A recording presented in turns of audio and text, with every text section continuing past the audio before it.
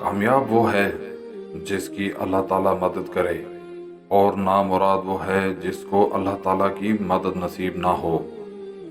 جب تک تیرا غرور اور غصہ باقی ہے، اپنے آپ کو نیک لوگوں میں شامل مت کرو۔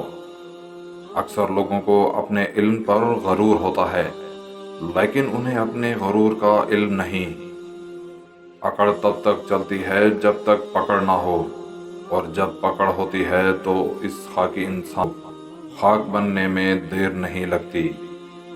مکانوں کے بنانے میں عمر ختم کر رہا ہے، بسیں گے دوسرے اور حساب دے گا تو۔ اے عمل کرنے والے، اخلاص پیدا کر، ورنہ فضول مشقت ہے۔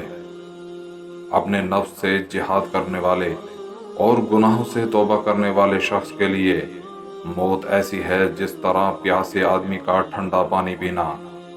خالق کے قریب ہونا چاہتا ہے تو مخلوق پر شفقت کر۔ جب تجھے کسی حالت پر رکھا جائے تو اس سے اعلیٰ کی آرزو نہ کر، اس سے ادنیٰ کی خواہش کا ارادہ کر۔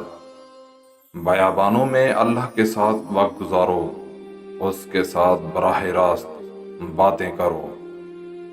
توبہ ظاہر یہ ہے، انسان اپنے تمام اعضائے ظاہری کو قولاً و فعلاً گناہ و معصیت سے اطاعت کی طرف اور مخالفت سے مفاقات کی طرف موڑ دے۔